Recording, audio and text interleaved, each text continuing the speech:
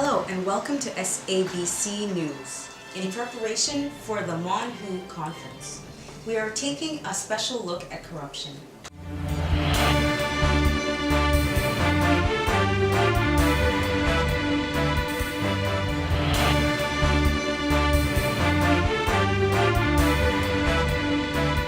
Hi, my name is Isabel, and I'm here with the South African Broadcasting Company. We're going to take a look at Christina and her opinion on the current public versus private sector and how the government is handling its funding.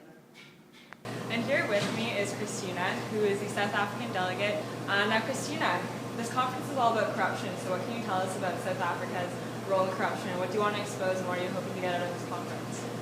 I feel like the government's trying to put points through and making the healthcare system much better in the country. However, there's a lot of points that they're not recognizing, or at least not doing anything about it. For example, since the apartheid, there has been like a private sector of the healthcare that only available or accessible to about 20% of the population. What are your thoughts on this?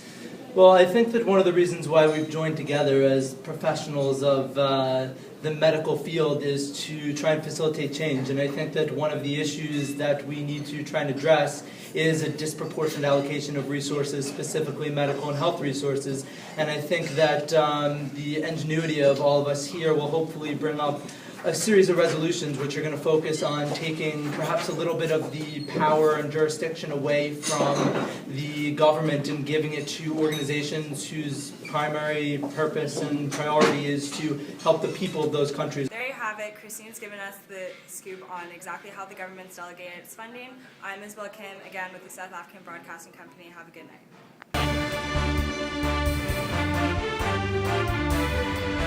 Good afternoon, my name is Isabel Kim and I'm here as a representative of the South African Broadcasting Agency. I'm here with Jonathan as a representative of Uganda. Now Jonathan, recently there's been a lot of controversy involving GSK, the pharma company, and yourself. Can you elaborate a little bit on this and what is your position? The position is that the Republic of Uganda had no idea that this was going on. However, Thank you, Jonathan. Stay tuned, we're going to get a statement from GSK themselves. wait, are you going to keep that? Originally, we were going to get a statement from GSK. However, breaking news is that the two parties, GSK as well as Uganda, have come together to release a joint statement. Let's hear it from the delegates themselves. GSK would like everyone to know that we value our relationship with Uganda and we're proud supporters of their anti-malaria program. We're denying all allegations. The drugs we supplied them with are legit. There are standard anti-malarials that are given to everybody, but we'd like to work together with Uganda to figure out what's going on. And there you have it.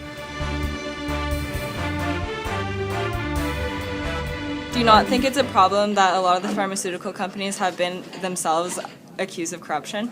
Nobody is as corrupt as GSK right now, and other pharmaceutical companies I know I can trust a lot more. Furthermore, How do you know this? Because they are at least working with Transparency International amongst other NGOs and have come out denouncing corruption. However, GSK has not.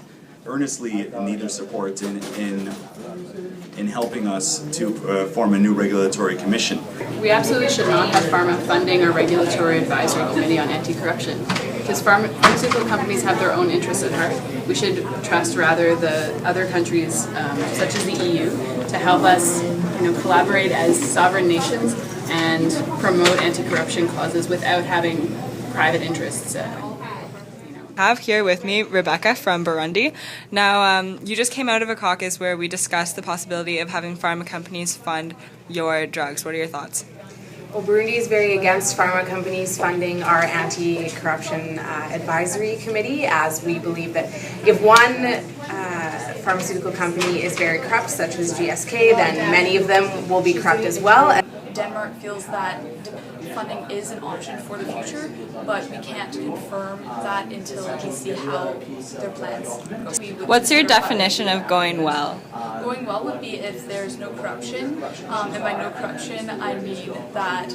I have here with me a representative from MonWHO, which is a pharmaceutical company. Now recently Uganda discussed the fact that they believe that GSK is the only corrupt pharma company and that for this reason they are only willing to work with other pharma companies. Do you think that GSK is corrupt, and do you think that their corruption could happen to you? As a pharmaceutical representative, it's not my role to pass judgment on another company. However, I believe that corrupt practices possible in any company, they should perhaps adapt standards to that of Merck. What are you to doing? avoid this, Merck has very strict standards which we abide by if GSK is found to be corrupt.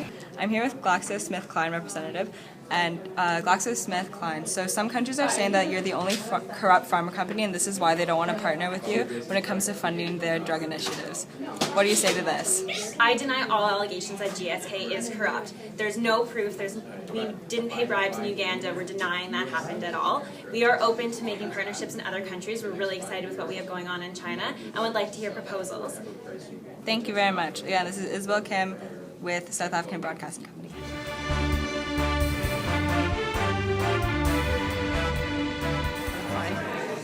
Good afternoon, my name is Isabel Kim and I'm here reporting with the SABC. We just came out of regional block where Africa got 4 papers passed and has now started actions to move forward with these papers. I'm here with the delegate from Central African Republic here to talk about what this means for his country, for the continent as a whole, and its role on the world stage moving forward. Africa takes a lot of flack for not coming up with their own initiatives and for not creating, generally taking from the rest of the world. And I think that this proves that we are more than capable as a continent of enlisting the help of others and moving forward through our initiatives.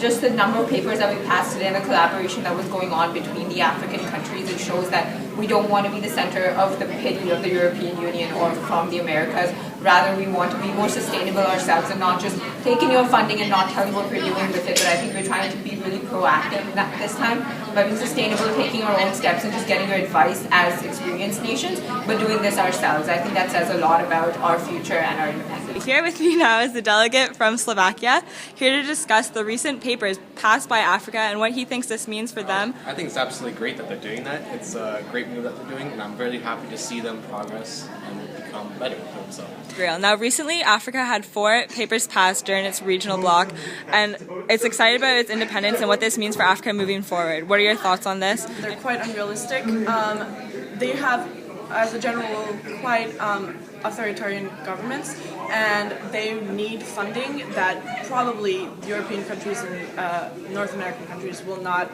provide. 15 of the European countries have already agreed to support them given the committee that Africa's arranged. Is this true? It has been discussed, but we have not worked on a working paper, and it has definitely not been passed as a motion. Perfect. Thank you very much.